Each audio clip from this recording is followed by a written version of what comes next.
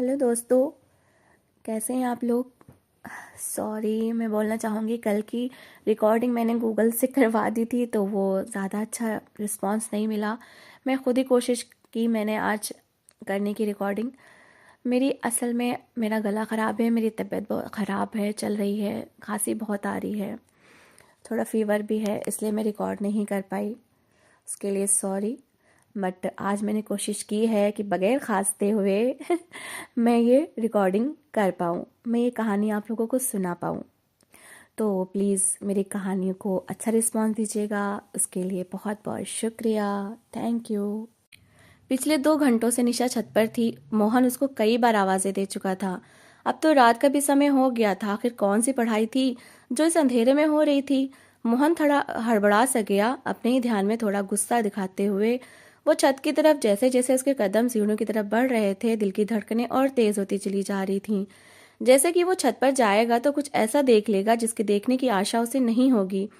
मोहन बंद दिमाग के साथ अपने सर पर पहनी हुई सफेद रंग की पगड़ी को ठीक करता। जैसे ही छत पर पहुंचा तो सामने का दृश्य देखकर एक पल को उसका शरीर पूरी तरह से कांप गया था। अगर वो दीवार पर हाथ न रखता तो शायद वहीं पर अपने कदम डगमगाने की वजह से सीढ़ियों से ही गिर जाता। उसकी बेटी दूसरी तरफ मुंह किए खड़ी थी। उसका मोबाइल बिल्कुल उसके सामने था, कानों में हैंड फ्री लगा रखी थी और स्क्रीन पर एक लड़का साफ दिखाई दे रहा था जो हंस हंस कर निशा से बात कर रहा था। निशा बगैर दुपट्टे के खड़ी थी और बार बार उससे बात करते हुए उस लड़के को अपना हुस्न दिखाने में लगी हुई थी। मोहन ने जब ये दृश्य देखा तो गुस्से से चिल्लाया, निशा, ये तुम क्या कर रही हो? तुम्हें शर्म नहीं आई? जैसे ही निशा ने अपने बाप की आवाज सुनी तो हड़बड़ाकर फौरन पलटकर देखा। मोहन को देखकर निशा के तो होश उड़ गए थे। अगले ही पल मोबाइल की स्क्रीन ऑफ की और फौरन दुपट्टा अपनी गर्दन पर लपेटने लगी। मोहन के गुस्से की तो कोई सीमा न रही थी। वो उसी पल आगे बढ़ा और उसके हाथ से मोबाइल लेकर अपना पैर मारकर 2 टुकड़े कर दिया। उसकी बेटी ना उसकी बेटी ने न सिर्फ उसकी परवरिश बल्कि उसके विश्वास पर भी उंगली उठाई थी। मोहन गुस्से से आग बबूला हो चुका था। अंदर ही अंदर वो 100 टुकड़े हुआ था।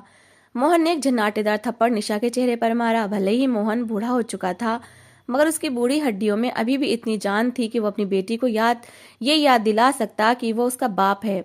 थप्पड़ खाकर निशा जमीन पर गिर चुकी थी। कहने लगी कि पापा, मेरी बात तो सुन लो, मैंने कुछ गलत नहीं किया। मगर मोहन अगले ही पल अपनी बेटी को घसीटते हुए सीढ़ियों से नीचे उतारने लगा और फिर लाकर सामने कोठरी में बंद कर दिया। बाहर से जैसे ही कुंडी लगाई तब तक सीता देवी भी फौरन बाहर निकल आई थीं। सीने पर हाथ रखे घबराई और फौरन कहने लगी, क्या हुआ निशा के पापा? इतने गुस्से में क्यों लग रहे हैं? क्या हुआ निशा को? मोहन गुस्से से सीता देवी पर गुस्सा दिखा रहे थे। कहने लगे कि मर चुका हूं मैं, मौत आ गई है मेरी। तुम्हारी बेटी ने आज मार दिया है मुझे, तुम्हारी बेटी ने आज मार ही दिया है। ये शब्द बड़े खोखले और हकलाते हुए मोहन ने कहे थे और फिर वो बर्दाश्त न कर सका और जमीन पर गिर गया। उसकी आंखों में आंसू थे। माथा पीट कर कह रहा था कि ये सिला दिया है इस निशा ने मुझे और मैंने इसे अपना बेटा समझा था, बेटी की तरह पाला, इसकी हर अच्छी बुरी इच्छा पूरी की और आज इसने मेरे साथ ये सब कुछ कर दिया। मोहन को तो किसी पल चैन नहीं आ रहा था, जबकि सीता देवी घबराते हुए मोहन के पास आई और आकर कहने लगी कि उठो, यहाँ से ऊपर बैठो, क्या बात हुई है, अब मुझे बताओ, मैं अभी उससे पूछती हूँ। मोहन रो रहा था, उसकी सांस उखड़ने लगी थी, बार बार सीने को मसल रहा था। शायद उसे दिल की तकलीफ शुरू हो चुकी थी। उसकी ये हालत देखकर सीता देवी परेशान हो गई। उसकी आंखों में भी आंसू आ चुके थे। रोते हुए फौरन मोहन के लिए दवा लेकर आई और उसे जबरदस्ती पिलाने लगी। वहीं रोते हुए उसने एक नजर उस बंद दरवाजे पर देखा था जहां से लगातार दरवाजा धड़धड़ाने की आवाज आ रही थी। निशा लगातार दरवाजा धड़धड़ाते हुए कह रही थी कि निकालो मुझे इस कमरे से, मैंने कुछ गलत नहीं किया। मैं प्यार करती हूँ दीपक से, मैं उसके साथ जो मर्जी करूँ। आप कौन होते हैं मुझ पर पाबंदियां लगाने वाले? जिस तरह आप लोगों को मुझसे मोहब्बत है ठीक वैसे ही मुझे भी उससे मोहब्बत है। कुछ भी गलत नहीं किया मैंने, समझे आप लोगों की पुरानी सोच है जो कभी गांव से बाहर निकल ही नहीं सकी। मोहन अपनी बेटी के शब्द सुनकर और टूट रहा था, जबकि सीता देवी ने बेटी के शब्द सुने तो उसे डांट कर चुप करवाने लगी कि चुप कर जाओ, ये क्या बकवास किए जा रही हो। सीता देवी तो बगैर कुछ बोले ही सब कुछ समझ चुकी थी कि आखिर मामला क्या है। मोहन दवा लेकर कमरे में आकर बैठ गया। दिल था कि काबू में ही नहीं आ रहा था। दिल इतनी तेजी से धड़क रहा था कि जैसे सीना चीरकर बाहर निकल आएगा। उसने तो सपने में भी नहीं सोचा था कि उसकी निशा उसकी जान उसके साथ ऐसा करेगी। अरे उसने तो अपनी बच्ची को 7 पर्दों में छुपाकर रखा हुआ था। उसने तो सोचा था कि उसकी बच्ची बड़ी ही पवित्र है, उसका मान कभी नहीं टूटेगा। दुनिया की हर चीज़ अपनी बच्ची के कदमों में ला कर रखी थी, मगर उसे कहाँ खबर थी कि ये 7 पर्दों में छुप कर भी मोबाइल नामी चीज़ अच्छी खासी खानदानी लड़कियों को भी बुराई की तरफ अट्रैक्ट कर देता है। मोहन को वो वक्त याद आने लगा जब नन्ही निशा उसकी गोद में आई थी। मोहन और सीता देवी की शादी को कई साल बीत चुके थे, मगर भगवान ने उन्हें औलाद नहीं दी थी। दोनों ने कई डॉक्टरों से अपना इलाज करवाया। अगर कोई किसी बाबा का बताता तो उसके पास भी जाते, मगर शायद अभी भगवान के घर में देर थी। जब कई सालों बाद उन्हें खुशी मिली कि सीता देवी उम्मीद से हैं, तो उनकी खुशी की कोई सीमा न रही। सीता देवी मुस्कुरा कर कहने लगी, भगवान हमें इतने सालों बाद औलाद दे रहा है, इसलिए मैं तो चाहती हूँ कि बस हमारा बेटा ही पैदा हो। अब तो हमारी उम्र भी काफी बढ़ चुकी है। अगर बेटा होगा तो कल को हमारा सहारा बनेगा, हमारा बाजू बनेगा।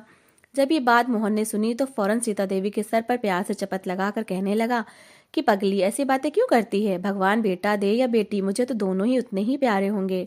बस भगवान जब इतने सालों बाद हमें औलाद की खुशी दे रहा है तो फिर आगे से नखरे ना दिखा। बस सबर शुक्र कर और भगवान की मर्जी जो भी दे उसे प्यार से स्वीकार कर। यूं ही करते करते 9 महीने गुजर गए और सीता देवी ने एक सुंदर सी बेटी को जन्म दिया था। वो बेटू बिल्कुल किसी गुड़िया की तरह थी। सीता देवी खुद भी बहुत सुंदर थी और मोहन भी गुलाबी रंगत का था। सीता देवी से ज्यादा तो मोहन सुंदर था। उसकी ग्रे बड़ी बड़ी आंखें और गुलाबी रंगत थी। जब वो ज्यादा काम करता तो वो सफेद रंग लाल हो जाया करता। निशा भी अपने पिता मोहन की तरह ही प्यारी थी। उसकी रंगत दूध जैसी सफेद थी, बहुत प्यारी थी, मगर जब रोती तो लाल हो जाया करती थी। धीरे धीरे वक्त ऐसे ही गुजरता गया। जैसे जैसे निशा बड़ी हुई तो छोटी छोटी बातों के लिए जिद करती। जो भी चीज किसी दूसरे के पास देखती तो जिद करती कि मुझे भी यही चीज चाहिए। मोहन जरा भी देरी ना करता और फौरन जाकर अपनी बच्ची के लिए वो चीज लेकर आता। उसकी तो जिंदगी का मकसद ही एक ही था कि उसकी निशा बेटी अपने मुंह से बात निकाले और मोहन जाकर अपनी बेटी की इच्छा को पूरा कर दे। अक्सर सीता देवी जब बाप बेटी का प्यार देखती तो मुस्कुरा दिया करती। फिर अक्सर मजाक में मोहन से ये भी कह देती कि तुम तो बिला वजह ही बेटी को सर पर चढ़ा रहे हो। अरे इसके मुंह से बात निकलती नहीं कि तुम जाकर वो पूरी भी कर देते हो। ऐसी ही जिदें पूरी करते रहे तो तुम्हारी बेटी बिगड़ जाएगी। ये धीरे धीरे बड़ी हो रही है, तुमसे बड़ी बड़ी चीजों की डिमांड करेगी और अभी तो ये छोटी मोटी चीजें कहती है तो तुम इसे ला देते हो। लेकिन जब इसकी इच्छाएं वक्त के साथ बढ़ती चली गई तो आखिर तुम अपनी जेब से वो सब कुछ कैसे पूरा कर सकोगे? दोनों का ही संबंध ठीक ठाक घराने से था। घर में जरूरत की हर चीज मौजूद थी, मगर अब ऐसा भी नहीं था कि वो बेजा ख्वाहिशें और फिजूल खर्ची करते फिरते। पत्नी की ये बात सुनकर मोहन ने उसे टोक दिया। कहने लगा कि निशा मेरी बेटी है और एक लौती बेटी है। मेरे दिल में जो आया मैं करूंगा। मैं नहीं चाहता कि मेरी बेटी को कभी अपने बाप की तरफ से मायूस होना पड़े। मुझे चाहे खुद को बेचकर भी अपनी बच्ची की ख्वाहिश पूरी करनी पड़ी तो मैं करूंगा। सीता देवी ये सुनकर थोड़ी हैरान सी हो गई, मगर वहीं दिल ही दिल में खुश भी होती कि मोहन को अपनी बेटी से किस कदर मोहब्बत है। वहीं इस गांव में तो लोग अपनी बेटियों को किसी खातिर में न लाते थे, उल्टा उन्हें कमतर समझते थे और बेटों को ही अहमियत दिया करते थे। मगर इकलौता मोहन था जिसे अपनी बेटी से दिलो जान से ज्यादा प्यार था। वक्त गुजरता गया और निशा बड़ी हो गई। वो स्कूल जाने लगी थी। स्कूल से छुट्टी होने से आधा घंटा पहले ही मोहन स्कूल के बाहर खड़ा हो जाया करता था कि उसकी बच्ची को कभी कोई परेशानी न आए।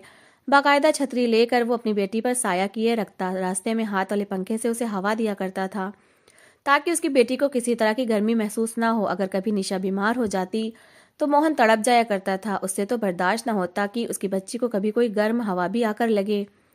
यही बाप की मोहब्बत थी कि धीरे धीरे निशा और जिद्दी हठधर्म होती चली गई। सीता देवी उससे जो भी काम कहती वो फौरन मना कर देती और जाकर अपने बाप के पास बैठ जाती। सीता देवी अगर मोहन से शिकायत करती कि देखो तुम्हारी बेटी मेरी बात नहीं मान रही, तो मोहन भी अपनी बेटी को गले से लगाकर कहता कि भाई मेरी बच्ची तो शहजादी है, शहजादी। घर के छोटे मोटे काम मेरी बच्ची क्यों करे? जो भी काम करने हैं तुम खुद ही करो भाई, मेरी बच्ची को कोई काम मत कहा करो। सीता देवी भी ये देखकर चुप करके रह जाती। उसे तो ये सब कुछ हंसी मजाक ही लगता, मगर जैसे जैसे वक्त गुजरा तो उसे कुछ अंदेशे भी सताने लगे थे। निशा हाई स्कूल तक एजुकेशन हासिल कर चुकी थी और अब वो आगे की पढ़ाई गांव से थोड़ी दूर मौजूद एक कॉलेज में शुरू करना चाहती थी। मोहन ने तो फौरन हामी भर ली थी, मगर सीता देवी कुछ चिंताएं सताने लगी थीं। सबसे बड़ी चिंता ये थी कि वो ऐसे ही स्कूल की यूनिफॉर्म में चली जाया करती। दुपट्टा तो कभी उसने गले में लिया ही नहीं था और दुपट्टा तभी लेती जब उसके पिताजी घर पर हुआ करते, वरना ऐसे ही घूमती फिरती रहती। गली में भी ऐसे ही निकल जाया करती। कई बार सीता देवी उसे समझा चुकी थी कि तुम अब छोटी नहीं रही, बड़ी हो चुकी हो, दुपट्टा लिया करो, मगर वो एक कान से सुनकर दूसरे से निकाल दिया करती। धीरे धीरे निशा की दोस्ती कॉलेज में जाने के बाद अपनी हम उम्र लड़कियों से हो गई, जिन्हें देख देख कर वो और बिगड़ने लगी थी। जब वो अपनी सहेलियों को लड़कों से बातें करते देखती तो उसका भी जी चाहता कि उसका भी कोई बॉयफ्रेंड हो। कोई लड़का हो जो उसका ख्याल रखे, उससे प्यार का इजहार करे, उसके हुस्न की तारीफ करे, मगर वो अपने बाप के डर से किसी लड़के से बात नहीं करती थी। रोजाना मोहन अपनी मोटरसाइकिल पर अपने काम से वक्त निकालकर उसे लेने जाया करता था, जबकि उसकी सहेलियां गाड़ियों में आया जाया करती थीं, और यूं अक्सर कुछ लड़कियां अपने अपने दोस्त लड़कों के साथ बाहर घूमने के लिए भी चली जाया करती। धीरे धीरे निशा का भी दिल चाहने लगा कि वो भी किसी से दोस्ती करे, मगर ये तब तक मुमकिन नहीं था जब तक उसके पापा मोहन उसे लेने के लिए आते थे। एक दिन उसने अपने पापा से कहा कि आप क्यों मुझे लेने के लिए आते रहते हैं? आपके काम का भी हर्ज होता है, बिला वजह ही आप अपना काम छोड़कर कॉलेज के बाहर खड़े रहते हैं। क्यों ना आप मुझे वैन लगवा दे, जिससे मैं आसानी से कॉलेज तक सफर कर लिया करूं। मोहन ने ये सुना तो सोच में पड़ गया, कहने लगा, इस बात में कोई हर्ज तो नहीं है, मगर बेटा मुझे तुम्हारी चिंता होती है। कई बार गाड़ी का वक्त ऊपर नीचे भी हो जाता है, फिर मैं परेशान रहूंगा। सीता देवी भी कहने लगी कि नहीं नहीं, कोई जरूरत नहीं है दूसरी गाड़ी लगवा कर देने की। अपने साथ ही जाकर बच्ची को छोड़कर आया करो। जवान जहान बच्ची है, ऊपर से अपना चेहरा भी नहीं ढकती। मुझे फिक्र सताती रहती है, आजकल का जमाना कितना खराब है। अरे मोहन, मैंने तो तुम्हें कहा था कि बस 10 कक्षा बहुत है बच्ची के लिए, इसका कहीं रिश्ता करो और अपने घर का करो, मगर तुम हो कि अलग ही मॉडर्न बनते फिर रहे हो। मोहन एक बार फिर अपनी पत्नी को टोक चुका था, कहने लगा कि भले ही तुझे अपनी बच्ची की परवरिश पर यकीन नहीं हो, मगर मुझे है। अपनी माँ को डांट खाता खाता देख कर निशा के चेहरे पर मुस्कुराहट छाई थी, जबकि सीता देवी चुप हो गई थी। बड़बड़ाती हुई कमरे से बाहर निकल गई हूँ। अगले ही दिन से गाड़ी का इंतजाम भी हो गया था, जिसमें निशा आती जाती थी। उसका ड्राइवर भी एक नौजवान 23 साल का लड़का था, जो कि अक्सर निशा के हुस्न से अपनी आंखें ठंडी किया करता था। इस बात से निशा भी अनजान नहीं थी, मगर उसे तो शायद आज़ादी ही मिली थी, अब मिली थी। जानबूझकर वो मुस्कुराते हुए अक्सर उस लड़के को देखती रहती। उसे ये सब अच्छा लगता था जब लड़के मुड़ मुड़कर उसे देखते थे, मगर कोई आगे बढ़कर उसकी तारीफ नहीं कर पाता था। धीरे धीरे उसने भी कॉलेज में और कॉलेज के बाहर आने जाने वाले लड़कों से इशारों इशारों में बात करना शुरू कर दी। यूं एक दो लड़कों के साथ निशा बात करने लगी। पहली बार बात करने से जब निशा ने पहल की, तो वो लोग भी और दिलोर हो चुके थे। ऐसे ही निशा की आशिकी चलती रही और वक्त तेजी से गुजरने लगा। निशा तो अब बाकायदा तौर पर तैयार होकर लिपस्टिक पाउडर लगाकर कॉलेज जाने लगी थी। अब उसने अपना चेहरा ढकना शुरू कर दिया था। सीता देवी मोहन तो समझ रहे थे कि बेटी उनकी बातों पर अमल करने लगी है, मगर इस बात से अनजान थे कि सुबह सवेरे उठकर तैयार होकर वो चेहरा इसलिए ढकती थी ताकि उसके माँ बाप उसका मेकअप से पुता हुआ चेहरा देख ना पाए। पढ़ाई में भी वो पहले से काफी कमजोर हो चुकी थी। जब भी रिजल्ट आता तो झूठा रिजल्ट दिखा कर माँ बाप को दिखा देती। माँ बाप दाद देते, आशीर्वाद देते कि ऐसे ही तरक्की करती रहो, मगर उन्हें कहाँ खबर थी कि उनकी बेटी निशा कैसे कामों में पड़ चुकी है। कॉलेज में आधा दिन गुजारने के बाद वो अपनी सहेलियों के साथ कॉलेज से बाहर निकल जाती और फिर अपने दोस्त लड़कों के साथ वो कभी पार्क में तो कभी किसी रेस्टोरेंट में खाना खाने जाती। उसके पापा गांव में ही नौकरी करते थे, शहर में तो चक्कर ही कई महीनों बाद लगता था, और वो भी कारोबारी सिलसिले में। उन्हें तो इतना वक्त ही नहीं मिलता था कि 2 घड़ी पार्क में या किसी रेस्टोरेंट में चले जाते। दोस्तों से महंगे महंगे गिफ्ट लेना, उनसे बातें करना तो जैसे उसके लिए आम सी बात हो चुकी थी। यूं ही करते करते समय गुजरने लगा। धीरे धीरे सीता देवी को अपनी बेटी की करतूतों पर थोड़ा शक होने लगा था, क्योंकि उसकी बेटी ने जिद करके अब तो अपने लिए एक मोबाइल भी ले लिया था। पढ़ाई कम और मोबाइल पर ज्यादा ध्यान देने लगी थी। अगर कभी वो किताब खोलकर पढ़ भी रही होती तो अचानक उसके चेहरे पर मुस्कुराहट फैल जाती। कई बार सीता देवी ने निशा के हाथ से किताब छीनी तो किताब के अंदर मोबाइल पड़ा होता था। सीता देवी तो अनपढ़ थी, न जान पाती कि लड़की मोबाइल पर क्या देख रही है। उल्टा निशा माँ को डांट देती कि अब मैं मोबाइल पर पढ़ भी नहीं सकती। आप लोगों की तो सोच ही छोटी है, आप पढ़ी लिखी नहीं है, वरना समझ जाती कि मोबाइल पर कैसे पढ़ाई की जाती है। तो सीता देवी भी थोड़ी शर्मिंदा सी हो जाती, मगर दिन ब दिन बेटी की बढ़ती हुई बदतमीजियां देखकर उसे फिक्र हो रही थी। उसने कई बार मोहन से कहा कि अपनी बच्ची पर नजर रखा करो, जरा ख्याल करो, उसे डांटा करो, हर वक्त उसकी फालतू की जिदें मत पूरी किया करो, उसे बताओ कि तुम उसके बाप हो। उस वक्त निशा के 4-5 लड़कों से संबंध थे, जिनसे वो पैसे और महंगे महंगे गिफ्ट लेती रहती और बदले में अक्सर उनके साथ अपनी फोटो खिंचवाती या फिर उनके साथ घूमने फिरने जाया करती थी। कई बार वीडियो कॉल पर वो उनकी नाजायज इच्छा भी पूरी करती रहती। उस दिन भी कुछ ऐसा ही हो रहा था। जब छत पर वो पढ़ने के बहाने से गई थी, तब उसके पापा ने उस पर पहली बार हाथ उठाया था। निशा तो इस हद तक बिगड़ चुकी थी कि उसके दिल में अपने बाप के लिए नफरत आ गई थी। गुस्से से वो जिद पर उतर आई थी। आखिर होते कौन थे उसे कमरे में कैद करने वाले? अगर वो ऐसे ही चीखती चिल्लाती रहती तो कोई भी दरवाजा न खोलता, इसलिए उसने चुप रहना ठीक समझा। उस रात उस कमरे का दरवाजा किसी ने नहीं खोला, और मोहन और सीता देवी भी अपने कमरे में थे। रात के 1 बज रहे थे जब मोहन को बेचैनी होने लगी कि वो ये सोचकर परेशान हो रहा था कि उसकी बच्ची ने एक निवाला तक नहीं खाया, अकेली इस कोठरी में बंद बैठी है। बच्ची डर रही होगी, ज़रूर अब उसे एहसास हो चुका होगा, वो अपनी बुरी आदतें छोड़ देगी। यही सोचते हुए मोहन ने दरवाज़ा खोला और देखा तो उसकी बेटी बड़ी बुरी हालत में ज़मीन पर बैठी रो रही थी। मोहन ने बेटी की हालत देखी तो चलता हुआ उसके पास बैठ गया। बाप को वहां देखकर दिल में जमा सारी नफरत रखते हुए दबाते हुए निशा फूट फूट कर रोने लगी। अपने बाप के पैरों पर हाथ रखकर कहने लगी कि मुझे माफ कर दो, आप जो कहोगे मैं वही करूंगी, बस मुझे नाराज मत हो। मैं आपकी प्यारी बेटी निशा आपके बगैर नहीं रह सकती, आप मुझसे नाराज मत हो, बस मुझे माफ कर दें। मोहन और सीता देवी ने जब अपनी बेटी की हालत देखी तो फौरन उसे सीने से लगा लिया। कहने लगे कि तुम्हें गलती का एहसास हो गया, बस यही बहुत है। दोबारा कभी ऐसा कोई काम न करना जिससे हमारी इज्जत पर बात आए। निशा भी अपने माँ बाप के सर की सौगंध खाकर बोली कि मैं कभी कोई ऐसा काम नहीं करूंगी। माँ बाप उसे वापस ले आए थे। गर्मा गर्म खाना निकाल कर निशा के सामने रखा गया।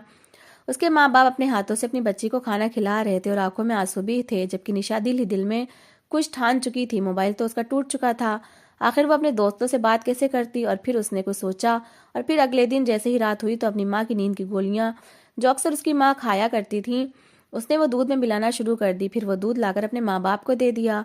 दोनों ही कितनी देर निशा से बातें करते रहे। मोहन अपनी बच्ची को पास बिठाकर उसके बचपन की यादें ताज़ा करता रहा, मगर निशा तो इस कदर पत्थर दिल हो चुकी थी, एक बार भी उसका दिल नहीं कांपा। दूध पीने के बाद दोनों को नींद आ गई थी। दोनों अपने बिस्तर पर लेटे और निशा कमरे से बाहर निकलकर कुछ देर बाद वापस आई। कमरे में आई और अपने माँ बाप को आवाज देने लगी, यहाँ तक कि चीखने चिल्लाने लगी और गुस्से से अपने माँ बाप को गालियां देते हुए कहने लगी कि तुम दोनों की इतनी हिम्मत जो मुझ निशा को मना करो। अरे मेरे दिल में जो आएगा मैं वो करूंगी और तुम लोगों को बताऊंगी कि मैं क्या कर सकती हूँ। घर में ही रखी हुई कुल्हाड़ी वो उठाकर लाई और फिर अपने सोए माँ बाप की गर्दनों पर वार करना शुरू कर दिया। कोई भी नहीं जानता था कि निशा इस हद तक पत्थर दिल हो सकती है। उसके माँ बाप की गर्दनें अलग हो चुकी थीं, मगर अब मसला ये था कि उनको दफन कैसे करती। उसने कुछ सोचा और फिर उसी पल रोती चीखती चिल्लाती दहाड़े मारते घर से बाहर निकली। पड़ोस के लोगों को इकट्ठा करके कहने लगी कि घर में चोर आए थे, मेरे माँ बाप को मारकर चले गए। मुझे मेरे माँ बापा ने छुपा दिया था, इसलिए वो मुझ तक ना पहुंच सके।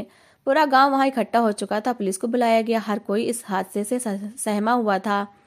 पुलिस ने जब तफ्तीश करना शुरू की और निशा से बयान लिए तो निशा की जबान लड़खड़ाने लगी। उसने अपनी तरफ से तो सारे सबूत मिटाए थे, मगर पुलिस ने जब तफ्तीश की और बाकायदा तौर पर आंगन में दफन की गई कुल्हाड़ी और सारे सबूत इकट्ठे किए और उन पर निशा की उंगलियों के निशान देखे तो राज खुल चुका था। लेडी कांस्टेबल का एक ही भारी भरकम हाथ थप्पड़ निशा से सच्चाई उगलवा चुका था कि उसने अपने ही माँ बाप को कत्ल किया है। जब उसकी वजह पूछी गई तो उसने बता दिया कि उसके माँ बाप उसकी जिंदगी में दखल अंदाजी करते थे। यहाँ तक कि वो लेडी कांस्टेबल भी रोने लगी थी। निशा को गालम गलौज करने लगी कि कैसी बेटी हो तुम, तुम्हारे माँ बाप ने तुम्हारी खातिर क्या कुछ नहीं किया। अरे तुम पैदा होते ही मर जाती तो अच्छा था। निशा को उम्र कैद की सजा सुनाई जा चुकी थी। जेल में पत्थर तोड़ते हुए जब उसके हाथों पर छाले पड़ते तो उसे अपनी माँ याद आती। जब रात को खाना खाने बैठती और फीकी दाल और सूखी रोटी उसके सामने जानवरों की तरह फेंकी जाती तो उसे मोहन याद आ जाता, जो बड़े ही प्यार से अपनी बेटी को यूं खाना खिलाता कि जैसे वो कोई छोटी बच्ची हो। अब निशा रोती थी, अक्सर माँ बाप को याद करते हुए चीखने चिल्लाने लगती, अपने आप को मारती पीटती, मगर वो खुद ही अपनी खुशियों की कातिल बन चुकी थी। लास्ट में मैं बस आप लोगों से यही कहना चाहूंगी कि आजकल का ज़माना बहुत ख़राब है, इसलिए ख़ास तौर से अपनी बेटियों पर ध्यान दें, उनकी हर हरकत पर नज़र रखें। सारी लड़कियों को मैं नहीं कहूँगी, मगर कुछ लड़कियां होती हैं जो बेजा प्यार दुलार से बहुत बिगड़ जाती हैं, फिर उन्हें संभालना बहुत मुश्किल होता है। फिर उनके ऊपर जब रोक टोक की जाती है तो उन्हें अपने माँ बाप ही जालिम लगने लगते हैं। उनके लिए दिल में नफरत आ जाती है। उम्मीद है आप लोगों को मेरी बात समझ गए होंगे। तो दोस्तों, इस कहानी को लेकर आपकी क्या राय है कमेंट बॉक्स में ज़रूर बताएं। अगर कहानी अच्छी लगी हो तो प्लीज़ लाइक करें। अगर आपने हमारे चैनल को अभी तक सब्सक्राइब नहीं किया तो ज़रूर कर लीजिए। तो मिलते हैं ऐसी ही एक मोटिवेशनल कहानी के साथ। Thanks for watching.